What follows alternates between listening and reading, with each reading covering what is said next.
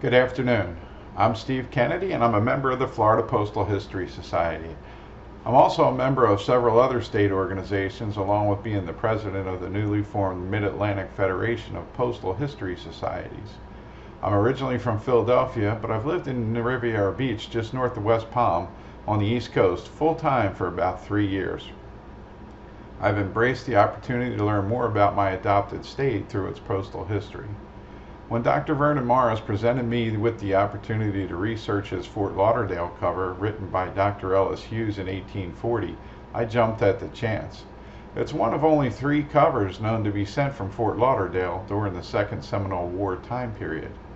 The only other cover in private hands belongs to Dr. Dean Briggs. It was written by Lieutenant George Taylor in 1839 to Adjutant General Roger Jones, and will be included in my future article on these covers for the Florida Postal History Journal. The other surviving cover was written in 1838 by William Tucker, a sutler or civilian merchant, to his brother George in Massachusetts. It is owned by and on display at the Fort Lauderdale Historical Society.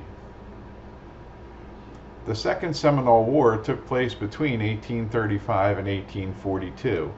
It was the result of the United States government's attempt to move the Seminole Indians to Indian Territory in Oklahoma. The war formally began with Dade's massacre when 2 U.S. Army companies under the command of Major Francis Dade were ambushed by Seminole warriors in December of 1835.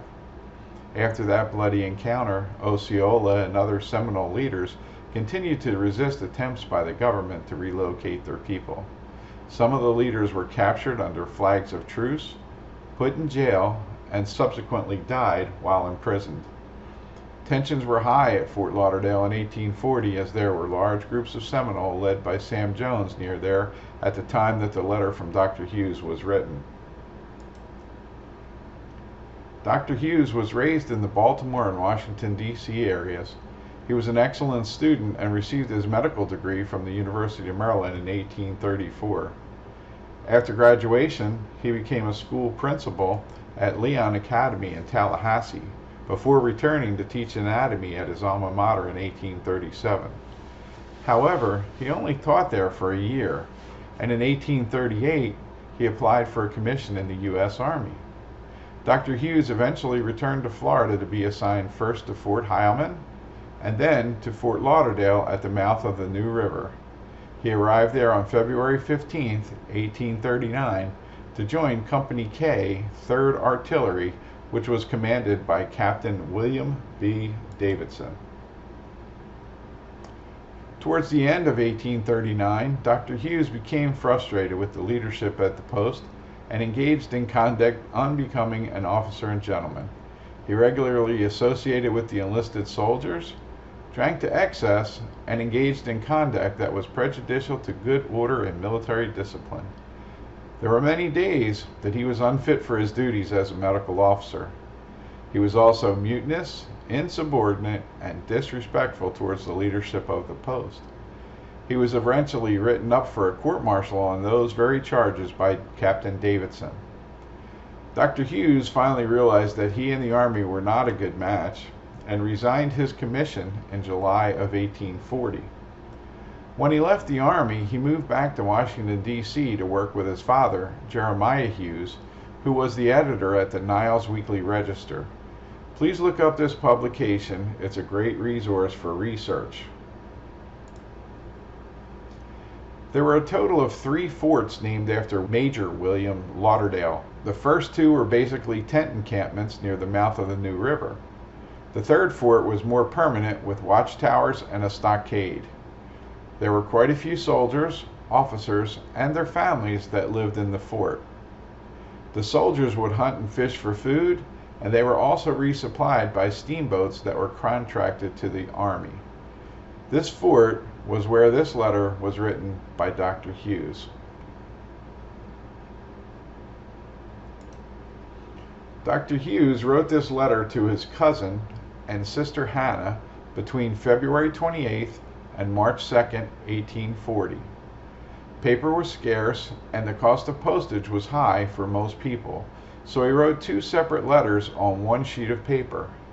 As you can see, the letter was datelined in Fort Lauderdale, East Florida Territory, and it was carried to the post office in St. Augustine. It was postmarked there on February 7, 1840.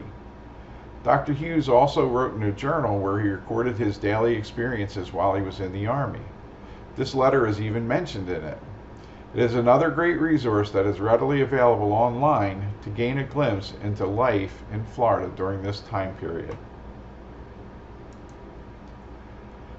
The first portion of the letter was to his cousin. The beginning is mostly about friends and family, but it is interesting to note that he mentioned General Martin Van Buren and Secretary of War Joel Roberts Poinsett. Could any influence be brought to bear on Van Buren's or Poinsett's noodles that a little tumblebug like myself could roll over, most willingly would I roll it on to Washington. I'm assuming that this line meant that he would much rather be in Washington than in the territory of Florida. He also mentions Lieutenant Lewis Henry Little, who may have been a friend or mutual acquaintance. Lieutenant Lewis was engaged, eventually became a general. The postscript is also interesting as it asks his cousin to pass the letter along to his sister.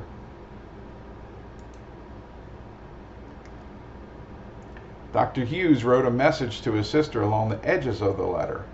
He discusses an article that he has sent to his father and mentions that he wishes it to be registered, which I'm assuming means published in the Niles Weekly Register. Another comment that he makes is to tell his sister to destroy every letter that he has written, or he will cease corresponding except on official business and duty. He also mentions his father and Earl swimming and how thousands of others have been in the same fix. I'm assuming that this may be another reference to the Niles Weekly Register, as his father was soon to become editor. Even a flap of the letter sheet was used to mention his regards to Mary Jane Murray, which must have been a mutual acquaintance that he was also corresponding with. This letter was probably carried by a steamboat named William Gaston, which was piloted along the east coast by Captain Hosea Poinsett. It was a 300-mile trip from Fort Lauderdale to the post office in St. Augustine to enter the mails and be postmarked. The St. Augustine post office was located in the government house at 48 King Street, which is still standing and is an historical landmark. The postmaster, tax collector, and city treasurer then was Elias Wallen, and the rate for this letter that was to be sent over 400 miles was 25 cents. Postmaster Wallen applied a manuscript 25 to denote the postage that was to be collected upon delivery in Annapolis, Maryland. The postmark that was applied in St. Augustine is classified as a Type 14 in the American Stampless Cover Catalog. It uses the capital F, small l, and a capital T with a period after it. There were several other postmarks that used variations of the FTY postmark during Florida's territorial period. It's interesting to note that St. Augustine used this postmark until 1862, which was 17 years after Florida became a state. The letter may have been rated and postmarked at St. Augustine and then sent to Annapolis by mailboat, or possibly overland to Jacksonville and beyond. There were many documented instances of interference of the mails on routes between St. Augustine and Jacksonville, and several mail carriers were killed while on their routes.